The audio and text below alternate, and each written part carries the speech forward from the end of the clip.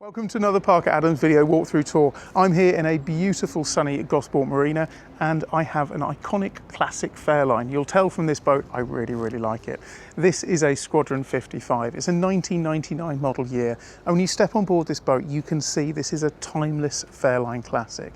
You have two really good sized seating areas. Down below you have a large front cabin with its own ensuite, and then further back you have twin midships cabins, both of which have got two single beds, which is ideal if you have a large family. The Fairline Squadron really is the epitome of a classic Fairline. They brought out the Squadron range at the beginning of 1990 with the 62, and then the 55 followed shortly afterwards. And it would be considered that the 55 really did hit the sweet spot. It's the perfect size. It's a big boat, we're not forgetting that, but it offered effortless cruising, covering the West Country, the Channel Islands, all around the area with your family with absolute ease. They're built with the rock solid Fairline build quality, and this boat is a fantastic example. I'm really looking forward to showing you the rest of the boat.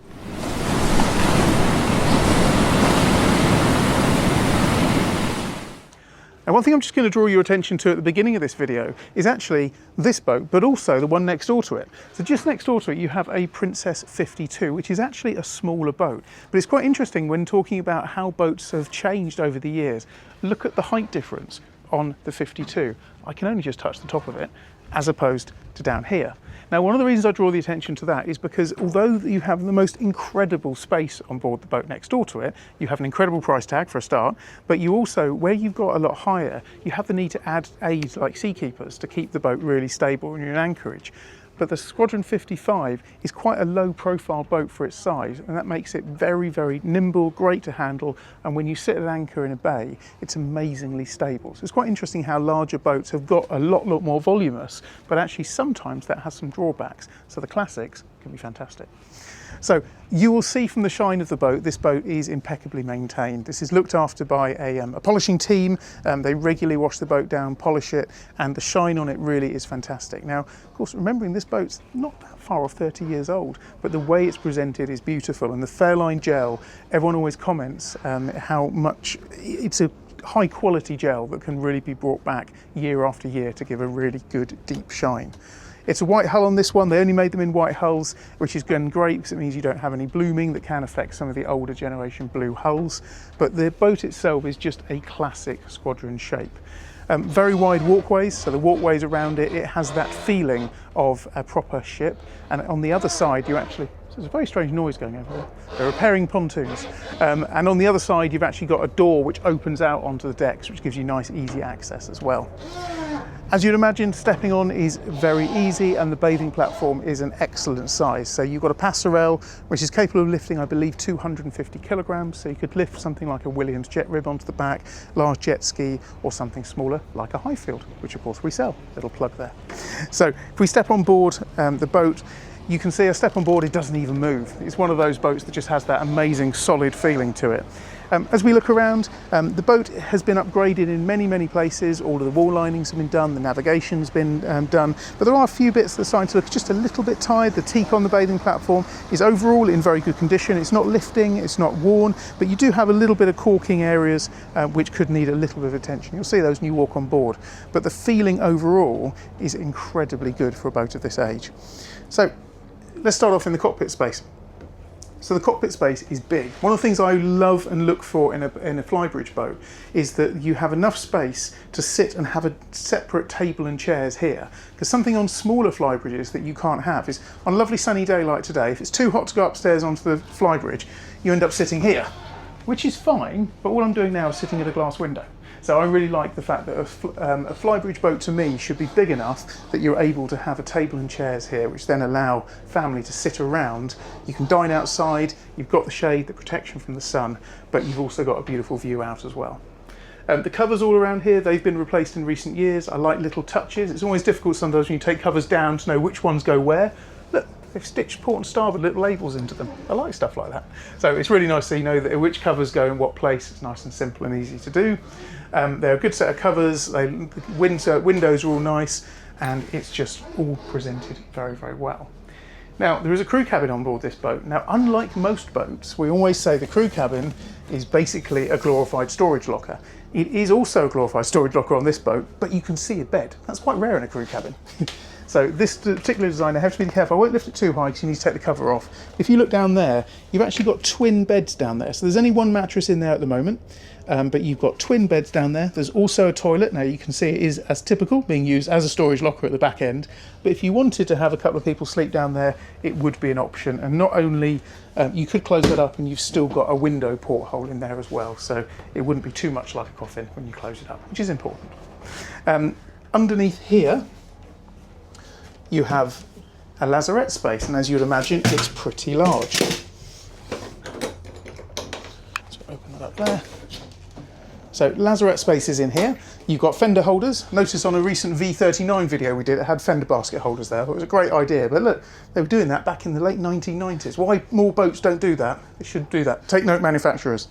So in this space here, you've got access to the calorifiers. You've got a large hot water tank down there. You've also got a large battery charger, and all of your battery bank is in here. But there's a good amount of space in there, so good amount of space to have, you know, blow up paddle boards, things like that. Just drop that back down again. As you'd imagine, storage is great on the boat. You've got two large lockers either side, but they're also practical, so that has the fuel cut-off switches and also the bilge switches as well. But when you walk in, this is when you really, for me, have a real wow factor. When you walk into this, it feels so premium. You've got large seating there, what, eight and 10 friends around there, another 5, 6 friends up at the top, and it just has a real sumptuous feel to it. Fairliners of this age can sometimes suffer with wall linings, where the wall linings start to come away from the foam. This boat has all been done, so all the wall lining's been replaced, the ceiling lining's been replaced, the carpets have been replaced, so the boat itself feels really, really fresh. Just, they're comfortable as well. You just sort of sink in. It's like a cosy sofa, that is. You feel really, really at home. And the couple that own this boat have used it for exactly that. So they use this boat all year round. They come down, love it during the winter, spend time on it. They've used the boat extensively. And we always love boats like this that are used. Engines love to be used. This boat's got a large engine option. It's got the TAMD122s, big powerful engines that push this boat along circa 30 knots, which is really impressive for a boat of this size. There's a large screen TV up on here. And I like this, look, you even have cut glass Squadron whiskey glasses. We like that. So they're all original. Storage space throughout everywhere. But one of the things that's quite unique to the Squadron 55 is on a lot of modern boats, they have the galley up at the top to make it part of the social area. Now, in recent years, roll the clock back maybe 15 years ago, the galley ended up right down in the middle, the bows of the ship. Actually, in my view, the Squadron was really ahead of its time because the Squadron brought the galley into that social living space from quite an early age. So this is your little galley. It is really nicely appointed. It's small, but it's got everything you need. You've got a double sink here, got a microwave tucked in here, plenty of work surface, a 4-burner hob. Of course, this boat does have a really big, chunky generator. I need to check the specs. I should have remembered it off by heart. I have a feeling it's a 17 kilowatt generator. It's a big generator on this boat. I'll put down in the description exactly the size of it. But it's a nice galley. You've got lots and lots of storage space. So in all the cupboards, open these, in all the cupboards, space to have, you've got your rice pudding and your honey. So you've got everything that you need all around you, but it hides a little secret too. You have a utility room. Look at that. So you have a full utility room. You've got a washer, you've got another fridge in there, and then that also gives you access to go into the engines. So you've got a proper watertight door, makes me feel like I'm on a cruise ship, and you go into here, and here you have these big beastie EDC, so electronic controls on the 122 engines. They're presented really, really nice condition. They're serviced on the button. They've been really, really well maintained and well looked after. And as with the rest of the boat, it's just presented beautifully. But I love this. But you've got a little workbench here, you've got drawers, and of course a washer dryer. So I think it really is, it's a great addition to a boat of this size, having something like that. Inside here, this is a little secret. Look at that. What that is? It's an ironing board. How cool is that? So you have an ironing board inside your utility room. I have never been on a boat that has its own built-in hidden ironing board. Now, I'm not sure I'd use it very much, but it's amazing to have it, just because you can say, you've got an ironing board on your boat. It's cool. Thank you. Right, so come back up, and then let's head up into the upper saloon area. This, again, is a lovely space. If you're away with the family, you've got children playing up here, adult time down there. I just love that you've got the split living, but you're all nice and close together as well. The helm position is dominated by upgrades, which is nice to see. So you've got a bolster seat here, and again, a lovely cozy chair. It's just another, I just want an armchair. I want to go distances on this thing, it's lovely. This has been wrapped with a carbon fibre, which keeps it a bit more modern. You've got a Raymarine Axiom Pro plotter upgrade. You've got an autopilot update, a i70 upgrade there as well. And everything works, presented very, very nicely. The other upgrade, really useful on a boat of this size, is bow and stern thrusters. So again, a boat like this, it shouldn't put people off handling. My experience of boats, typically the bigger they get, the easier they are to handle. They don't tend to move very far because they have the weight inside them. But having bow and stern thrusters gives you that flexibility, just bringing the bow out, stern out, makes life very, very easy. EDC controls, which is nice to see. So obviously this generation is probably the first generation of the EDC controls, but just by having EDC, it does make the boat feel that little bit more modern, click in and out of gear without too much effort on the Morse controls. That's really nice. What should we do? Let's do the living accommodation or the sleeping accommodation first, then I'll go up and see the Flybridge. So this is a proper hallway, and I like that. So you come downstairs, it's curved around again. Fairline at this age just thought about all the quality feel that would feel amazing. So curved staircase as it comes down, and then if I show you into here, this is the first of those two rear cabins. So twin beds there. Come around to this side, and it's pretty much a mirror image. There's dehumidifier there as well, but another twin cabin. Of course, you can convert those, so you could convert them and have doubles in them as well, but it's just a nice amount of space. Inside here, you have the day heads. So the day heads is really big. So you've got a full wraparound shower, storage space all the way throughout with the behind the mirrors, nice worktops, again, all just presented very, very nicely. And then into the master. So the master, nice mood lighting there. And again, just feels very, very classic Fairline. Not too many updates in here, but the wall linings have been done. The ceiling linings are nice and tight.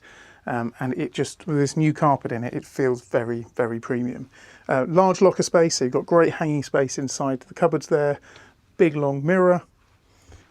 More storage space inside here. And then in here you have a large ensuite. Once again, another full wraparound shower. Lots of storage space behind the mirrors. And it just feels voluminous. In terms of value for money, I think these are pretty exceptional. Main thing to always look out for a boat like this is obviously the engineering side of things. So we recommend always to have that full mechanical check over. But from what we can see, the boat looks to have been maintained beautifully, and certainly those engines should purr along. They're proper marinized truck engines, so they should give lots and lots of life. But in terms of value, as I say, this boat I think is hard to beat because you get a hell of a big boat for this. Huge amount of family space. And of course, it doesn't stop on one level. You have another level to go to. So let's go upstairs. I like these steps. They just look, again, they just look very, very high-end, premium apartment-like. So upstairs into the Flybridge. And look at that. If I go right to the back here, I'm miles away. Right the way over here. So the Flybridge is very bright up here. Sometimes some people would have put teak on here. Of course, that could be an option to put teak or synthetic teak on the Flybridge here. Doesn't have it, makes it very, very easy to wash down. You have this really nice large table. It's in large dining mode at the moment. It can quickly be flicked into what I always call cocktail mode, but it does hide a little secret as well. So underneath here, you've got a barbecue. So little gas, it's electric grill barbecue under there.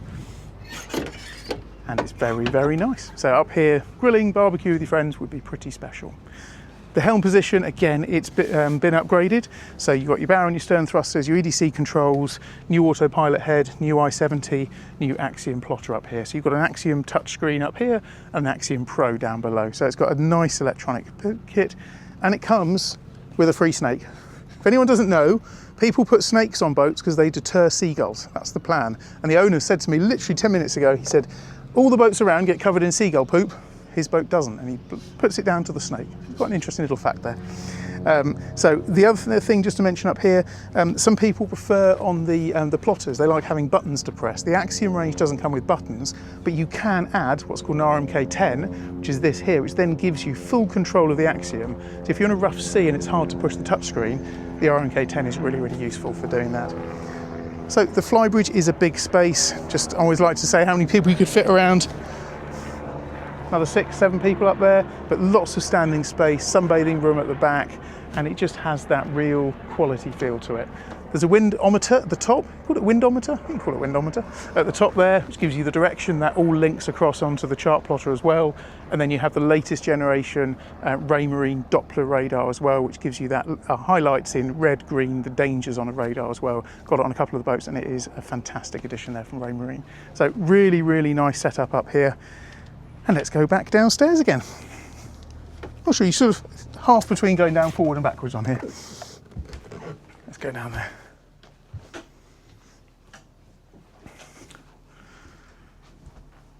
Right, I think I'm going to look at Nick now and see, is there anything obvious I've forgotten? Think I've got everything? Shake of the head, think I've covered everything. Cool. So I hope you've enjoyed this. As you can see, I'm enthusiastic about this boat. This is, for me, it's an iconic classic Fairline. I really, really like them. They have so much usable space. You could look on this boat, you could live aboard this boat with complete comfort. You could use it as a family cruiser. It's got so many different ways that you could use something like a Fairline Squadron 55. They are really, really special bits of Fairline history. So thanks as always for watching. Really enjoyed bringing you this walkthrough tour. I hope it's come across. Please remember to like, subscribe to the channel, and we'll look forward to seeing you on the next video very, very soon. Many thanks.